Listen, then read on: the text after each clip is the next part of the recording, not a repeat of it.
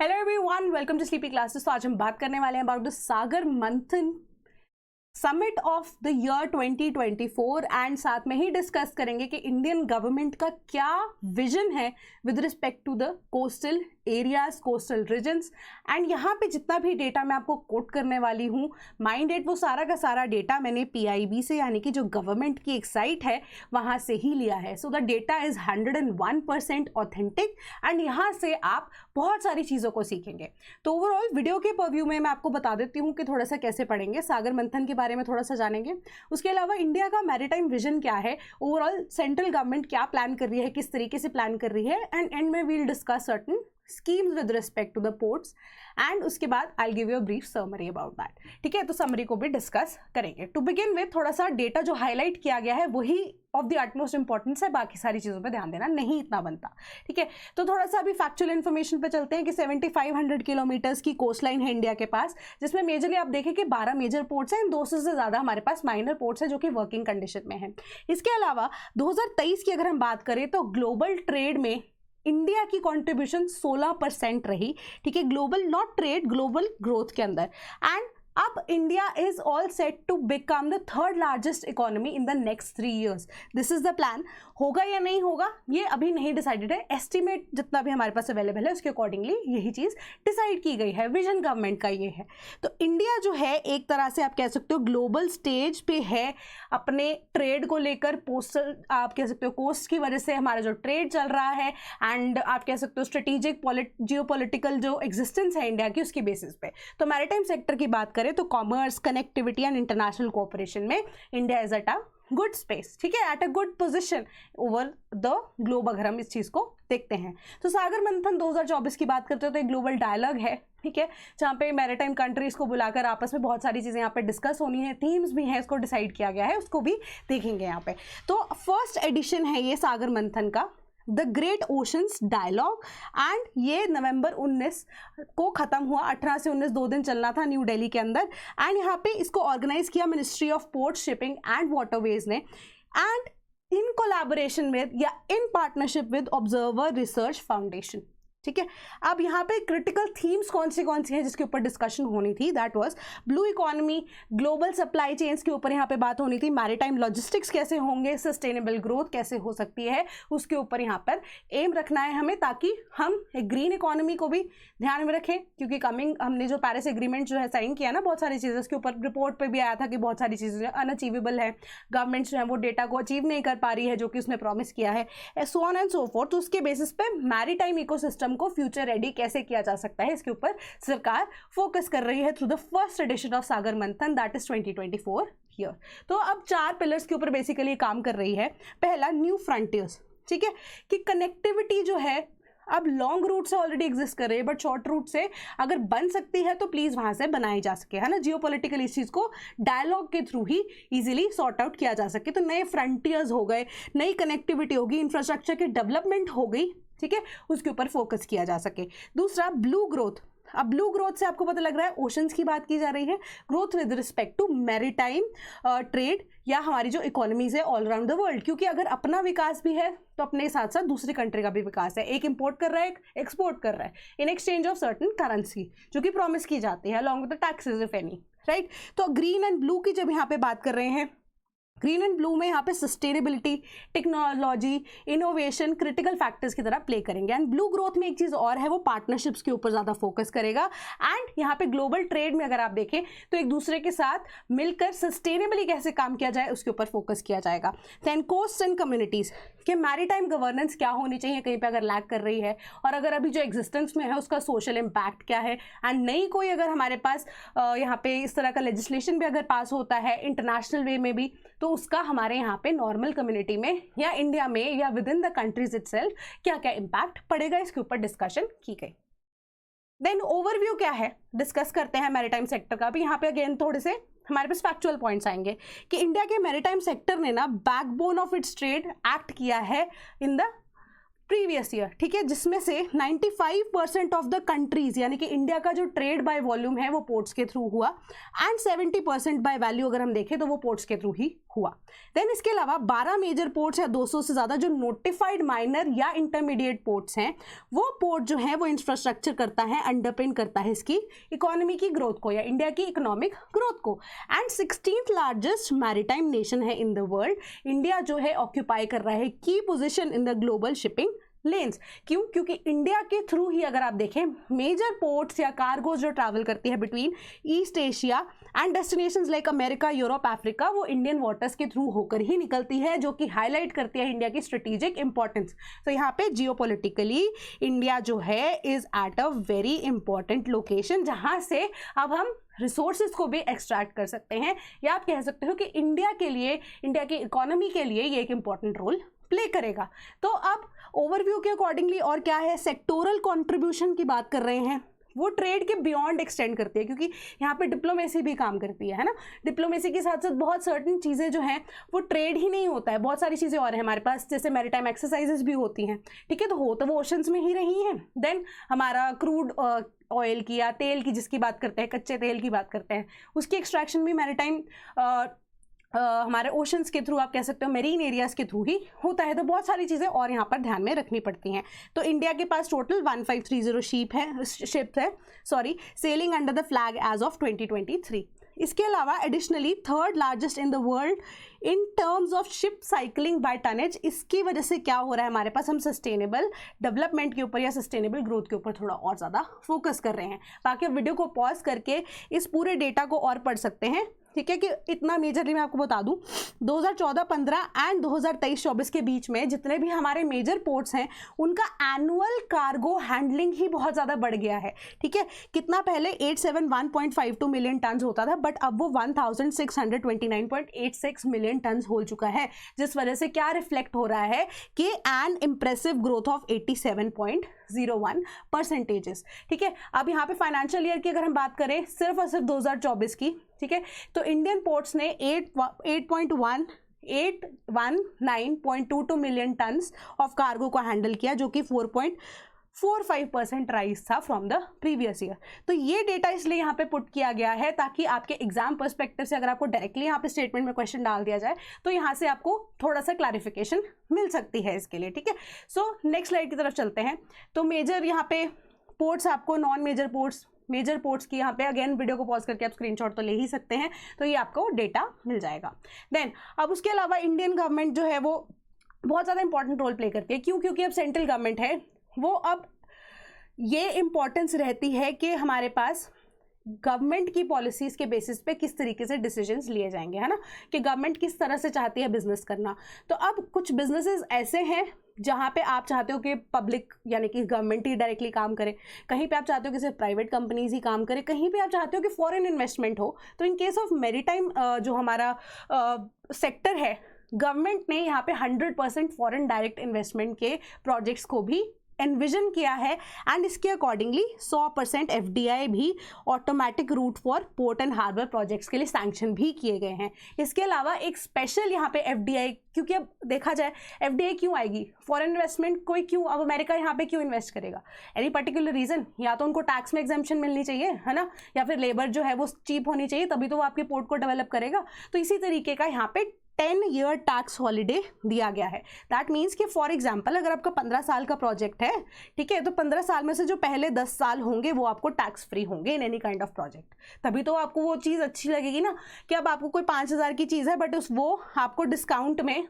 Specifically एक particular दुकान से 4500 या इवन 4000 या 3500 रुपये की भी अगर मिल रही है तो आप 5000 वाली क्यों लोगे, है ना। तो इसी तरीके से यहाँ पे 10 साल का टैक्स हॉलीडे आप लगा सकते हैं कि दिया है 100% FDI वाले जो प्रोजेक्ट्स है with respect to ports and harbours development. Infrastructure भी डेवलप हो रहा है, दूसरी कंपनी का है जो कि FDI के थ्रू आ रही है, उसका भी यहाँ पे फायदा हो रहा है। So it is a win win situation for both the countries, right. So अब यहाँ पे 2023-24 का कुछ अगेन डेटा है, वो भी पढ़ लेते हैं, ठीक है, कि पैराडीप पोर्ट है उसने अर्न कितने किए यूएस डॉलर्स की बात करें तो 188 मिलियन एंड 21% राइज हुआ इन इट्स नेट सरप्लस। इसके अलावा इंडिया जो है एक न्यू शिपिंग कंपनी को स्टैब्लिश करना चाहता है जिसमें फ्लीट का जो है साइज बढ़ा सके, ठीक है। जो अभी 1500 वाला फ्लीट है, जो डेटा हमने पहले कोट किया था, उससे ज़्यादा 1000 शिप्स और हों इंडिया के पास, ये उसका एनविजन है, ठीक है। एक तरह से विजन कर रही है गवर्नमेंट कि इस तरीके से होना चाहिए। इनिशियल अब एम क्या है, इनिशिएटिव हम क्या लेना चाहते हैं कि फॉरेन फ्रेट कॉस्ट को कम कर दिया जाए बाय 1/3 बाय 2047 एंड बढ़ा दिया जाए ट्रेड रेवेन्यू को with joint ownership involving state run corporations and foreign firms. कि यहाँ पे पब्लिक प्राइवेट पार्टनरशिप के थ्रू हम क्या चाहते हैं कि हमारी जो जर्नी का कॉस्ट है वो कम हो जाए बाय 2047 एंड उसके अलावा हमारा जो रेवेन्यू है, जो हमें पैसा उसके थ्रू आ रहा है, वो ज़्यादा हो जाए, ठीक है। तो इससे क्या होगा, या तो हमारा फ्यूल जो है या तो वो बेटर हो सके, या जो ट्रेड रूट्स हैं वो शॉर्ट तरीके से काम करे। जो ट्रेड रूट्स पहले लिए जाते थे लंबे वाले, उसको छोटा कर दिया जाए, कोई और ट्रेड रूट को फॉलो करते हुए हम क्या कर सकते हैं कि हमारा फ्यूल का कॉस्टिंग कम आ जाए, ठीक है, और रेवेन्यू उससे ज़्यादा आए, ठीक है। तो पैराडीप पोर्ट जो है वो इंडिया का largest major port by cargo volume बना in the year of 2024। Handle कितना किया, 145.38 मिलियन टन्स। एंड पहले कौन सा ऐसा पोर्ट हुआ करता था, सरपास किया इसने दीनदयाल पोर्ट अथॉरिटी को। क्यों? क्योंकि अब जो हमारा पैराडीप पोर्ट है वो operational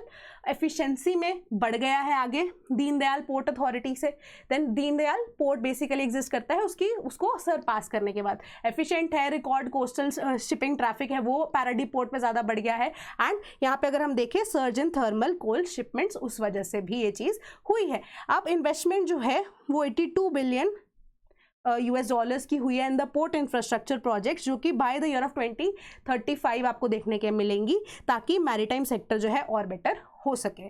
then some major recent developments में जून 2024 में गवर्नमेंट ने वधावन पोर्ट जो है उसकी भी, जो कि एक मेजर पोर्ट बनेगा, ठीक है, उसकी भी इस्टेब्लिशमेंट के लिए अप्रूवल दे दी थी, ठीक है, ताकि जो हमारा जो जवाहरलाल नेहरू पोर्ट जो है एग्जिस्ट करता है उसके लिए भी यहाँ पर जो उसका आप कह सकते हो कि जितने शिपमेंट्स वहाँ से आती हैं, ठीक है, वहाँ से उसका जो चार्ज है या लोड कह सकते हो वो कम हो सके। देन महाराष्ट्र में एस्टिमेटेड कॉस्ट उसका कितना है, 86-20 करोड़ रुपीस, ठीक है। एंड ये प्रोजेक्ट जो है वो एक्सपैंड करेगा हमारा इंपोर्ट एक्सपोर्ट को। देन हमारे पास ship building financial assistance policy भी है, ठीक है, जो कि एग्जिस्ट कर रही है, प्रोवाइड कर रही है 337 crore rupees in financial aid, ताकि बूस्ट कर सके इंडिया की शिप बिल्डिंग कंपेटिटिवनेस, ठीक है। तो नए पोर्ट्स खोल सकते हो, शिप बिल्डिंग भी इंडिया के अंदर ही हो, मेक इन इंडिया को भी यहाँ पे फायदा होगा, इंडिया की लेबर को भी यहाँ पे फायदा होगा। तो again a win win situation for everyone. Then अब पंचकर्म संकल्प भी इंडिया ने अनाउंस किए, मई 2024 में गवर्नमेंट ने अनाउंस किए। 5 ऐसे मेजर अनाउंसमेंट हुई जो ग्रीन शिपिंग एंड डिजिटलाइजेशन के ऊपर काम करती है, ठीक है, क्योंकि सस्टेनेबल डेवलपमेंट गोल है एंड गवर्नमेंट के मैनिफेस्टो का भी एक पार्ट था कि डिजिटलाइजेशन हो, वन पोर्टल हो, सिंगल विंडो पोर्टल हो, उसके ऊपर भी यहाँ पे काम किया जा रहा है। पहला कि हमारी जो मिनिस्ट्री है वो 30% फाइनेंशियल सपोर्ट देगी ताकि ग्रीन शिपिंग हो सके। दूसरा एक प्रोग्राम है जिसके बारे में हम फर्दर भी डिस्कस करेंगे, ग्रीन टग ट्रांजिशन प्रोग्राम। तो ये टग वर्ड जो है इसको मैं लेटर ऑन एक्सप्लेन करूंगी, तो इसी के लिए अभी के लिए इनिशिएटिव का नाम याद रख लो। इसको GTTP प्रोग्राम भी बोल रहे हैं। जवाहरलाल नेहरू पोर्ट जो है या चिदम्बरम पोर्ट जो है, चिदम्बरनार पोर्ट जो है, पाराडीप पोर्ट है, दीनदयाल पोर्ट है, वो ग्रीन टग्स उनके अंदर होंगी, 2 ग्रीन टग्स एटलीस्ट। तीसरा है दीनदयाल पोर्ट और हमारा चिदम्बरनार पोर्ट जो है, ट्यूटिकोरिन जो है, ये ग्रीन हाइड्रोजन हब्स कहलाएंगे। देन सिंगल विंडो पोर्टल जो है उसको इस्टेब्लिश किया जाएगा ताकि मॉनिटर किया जा सके रिवर्स को और सी क्रूजेस को भी। Then Jawaharlal Nehru port, Chidambaranar port, Tuticorin को स्मार्ट पोर्ट्स बनाया जाना है बाय नेक्स्ट ईयर, ये गवर्नमेंट का यहाँ पर मिशन है।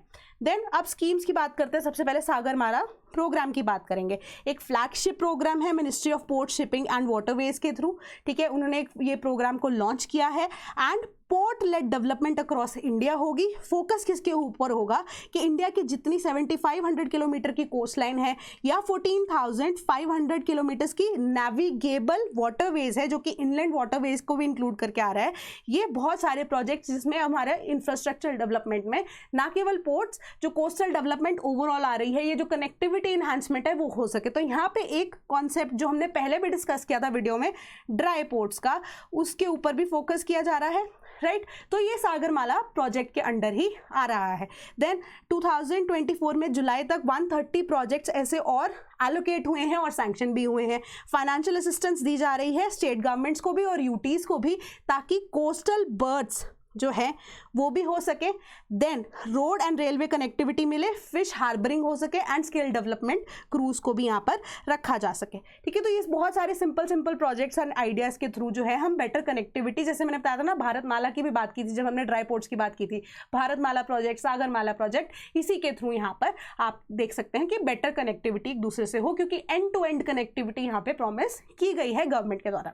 देन हमारे पास मैरीटाइम इंडिया विजन की बात करते हैं बाय द ईयर ऑफ 2030। तो इसमें डेवलप किया जाना है, डेवलप करना है कंसल्टेशन के साथ, किसके 350 public and private stake holders के साथ, ताकि 150 से ज़्यादा ऐसे इनिशिएटिव्स हो सकें इंक्लूड करके, जो थीम्स अभी हमारे पास यहाँ पर इंक्लूड की गई है, राइट। जितनी भी हमारी मेजर थीम्स हैं या जो गवर्नमेंट चाहती है काम करना, जिन चीज़ों के ऊपर हमारे पास ग्रीन तरीके से, सस्टेनेबल डेवलपमेंट तरीके से, है ना, ये सारी चीज़ों को इंक्लूड किया जा सके। तो मैरीटाइम सेक्टर में ओवरऑल ग्रोथ किस तरीके से हो सकती है, from ports and shipyards to inland waterways and trade bodies, यानी कि हम यहाँ पर पब्लिक सेक्टर को भी इन्वॉल्व करने वाले हैं, प्राइवेट सेक्टर को भी इन्वॉल्व करने वाले हैं, तो पब्लिक प्राइवेट पार्टनरशिप भी यहाँ पर होगी। ठीक है, तो स्टेक होल्डर्स के साथ बैठ के यहाँ पे बात की जाएगी कि 10 की थीम्स हैं, हमने ये ले डाउन की हैं, इसके ऊपर कैसे काम किया जा सकता है, कहाँ पे हम पार्टनरशिप में काम करें, कहाँ पे प्राइवेट सेक्टर काम करे सिर्फ, और कहाँ पे यहाँ पे पब्लिक सेक्टर काम करे, एंड हो सकता है तो FDI को भी इन्वॉल्व उसमें किया जा सके। ऐसे बहुत सारे प्रोजेक्ट होंगे।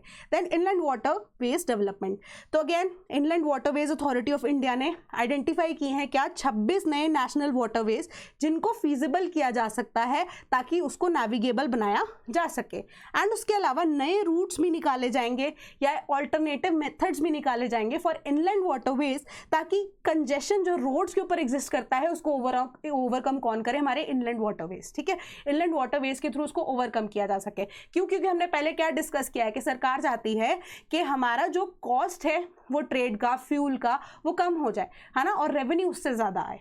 ठीक है, अभी उल्टा हो रहा है ऐसा। ठीक है, तो वो चीज़ ना हो। ठीक है, तो बेटर रोड्स, रेलवेज, इन सबकी कनेक्टिविटीज़ की यहाँ पे बात की जा रही है, ताकि sustainable cost effective transport options available रहें फॉर वेरियस रीजन्स, और ऑल्टरनेटिव रूट्स भी यहाँ से निकाले जा सकें। देन हमारे पास ग्रीन टग ट्रांजिशन प्रोग्राम, जिसकी मैंने आपको बात कही थी कि मैं लेटर ऑन एक्सप्लेन करूँगी, यहाँ पे वो भी आता है। तो टग बेसिकली क्या होता है? टग एक छोटी सी शिप होती है, स्मॉल शिप। ठीक है, जिसका मेजरली क्या काम होता है कि कोई भी शिपमेंट वाली बड़ी जो शिप आ रही है, या तो उसको वो खींचे या उसको वो बाहर निकाले जब वो सेलिंग के लिए जा रही है इन द सी। ठीक है, तो अब टग्स का काम बेसिकली यही रहता है। ठीक है, तो उसके ऊपर भी अगर आप देखें तो बहुत ज़्यादा फोर्स लग रही है बड़ी शिप को खींचने के लिए। ठीक है, तो इन दैट केस हमारा फ्यूल तो वहाँ पे भी लग रहा है। तो टग्स जो है, जो फ्यूल यूज़ करें वो भी अब ग्रीन एनर्जी से बना हो, या ग्रीन हमारे पास हाइड्रोजन हो बेसिकली। तो ऐसे ग्रीन फ्यूल्स को यूज़ करके, बायोफ्यूल्स को यूज़ करके हम इन टग्स को ऑपरेशनल कर सकें। ठीक है, तो ये एक सिंपल सा प्रोग्राम है, एम करता है कि फेज आउट करे conventional fuel based harbour tugs को, जो कि इंडिया के मेजर पोर्ट्स पे एग्जिस्ट करते हैं। तो ये अब रिप्लेस करेंगे, यानी कि पुराने कन्वेंशनल फ्यूल बेस्ड जितने भी टग्स हैं उनको नए से रिप्लेस किया जाएगा, जो कि एनवायरमेंट फ्रेंडली होंगे and powered by cleaner and sustainable fuels होंगे। तो ये ट्रांजिशन जो है इंडिया एम कर रहा है बाय द ईयर ऑफ 2040 हो जाए, ताकि इंश्योर कर सके एक eco friendly fleet across the country's major ports. इसके अलावा बेसिक समरी थोड़ा सा डिस्कस कर लेते हैं कि मैरीटाइम सेक्टर में एक सिग्निफिकेंट ग्रोथ जो है इंडिया को वो दिख रही है, और गवर्नमेंट की स्कीम्स भी अकॉर्डिंगली यहाँ पर चल रही हैं। फर्स्ट एडिशन जो है, हमने बताया कि इंडिया की अब जियोपॉलिटिकल इंपॉर्टेंस को और भी ज़्यादा सीमेंट कर दिया है, आप कह सकते हो, या इंडिया ने अपनी एग्जिस्टेंस जो है वो और बेटर तरीके से दिखाई है, क्योंकि ऑर्गेनाइजर ही इंडिया है कि हम चाहते हैं ये काम करना। ठीक है, तो एक तरह से आप कह सकते हो कि हमारी गुडविल में भी वो चीज़ हेल्प करेगी। देन प्रोग्राम्स जो हमारे पास सागरमाला है, मैरीटाइम इंडिया विजन है, GTTP है, जो इंडिया है वो एक डिसाइसिव रोल प्ले करेगा मॉडर्नाइज करने के लिए अपने इंफ्रास्ट्रक्चर को, और प्रमोट करे ग्रीन शिपिंग को, और एनहांस करे पोर्ट्स की कनेक्टिविटी को outside India as well through dialogue and inside India as well, ताकि इनलैंड वाटरवेज को भी डेवलप किया जा सके। एंड ये जो एफर्ट्स हैं वो इनसाइट्स होंगे, शेयर किए जाएंगे थ्रू सागर मंथन। ठीक है, क्योंकि एक डायलॉग ही हम बताएंगे कि हमारी कंट्री ने ये चीज़ें प्लान की और यहाँ पे हमने अचीव कर लिया, हमने डेटा यहाँ पे दे दिया आपको। ठीक है, कि ये प्रोजेक्ट्स हम रन कर रहे हैं, आप लोग भी इस चीज़ के ऊपर ज़्यादा फोकस कीजिए। ठीक है, तो इस तरीके से हम कह सकते हैं कि इंडिया की वजह से, क्योंकि इंडिया की डेवलपमेंट हो रही है, हम प्रोपेल करना चाहते हैं कि बाकी कंट्रीज भी इस चीज़ को फॉलो कर सके। ठीक है, propel India's maritime sector towards a sustainable, innovative and future ready ecosystem, जो कि इंश्योर करेगा एक place as a central player in the global maritime landscape. So overall ये इंडिया का मैरीटाइम हम कह सकते हैं विजन है। ओवरऑल आने वाले टाइम में क्या क्या चीज़ें प्रॉमिस की गई हैं वो भी इसमें लिखी गई हैं। So that was all for today, and in case आप यूपीपीसीएस की तैयारी कर रहे हैं, so we have a plan ready for you, जहाँ पे लेक्चर्स आपके सारे जा चुके हैं। आप इजीली रिवाइज भी कर सकते हैं अपने लेक्चर्स को, जहाँ पे आपको टॉपिक वाइज लेक्चर्स दिए जाएंगे with respect to the common general study syllabus as well as for Uttar Pradesh. इसके अलावा आपको करंट अफेयर्स की कंपाइलेशन मिलेगी for national and international importance as well as for Uttar Pradesh from January 2023 onwards, and compilation PDFs की form में आपको मिलेंगी। Practice questions भी मिलेंगे, प्रीलिम्स के भी, मेंस के भी, and as per the pattern relevant PYQs की आपको डिस्कशन दी जाएगी यहाँ पर। एंड इसके अलावा आपको जीएस के टेस्ट भी दिए जा रहे हैं इस बैच के अंदर, एंड मेंटरशिप आप ले सकते हैं via Telegram group, all at a price of ₹12,000। And कोई भी अगर आपको यहाँ पे डाउट होता है, आप टेलीग्राम ग्रुप में भी रिजॉल्व कर सकते हैं in case you enrol with us, and कोई एक्टिव कूपन कोड होगा तो ये 12,000 की अमाउंट फर्दर जो है वो कम हो जाएगी। एंड देन इसके अलावा भी कोई अगर आपको डाउट रहता है तो आप हमें कॉल भी कर सकते हैं 1800-890-3043, या आप हमें मेल भी कर सकते हैं sleepy.classes@gmail.com पे। सो that was all for today, thank you so much.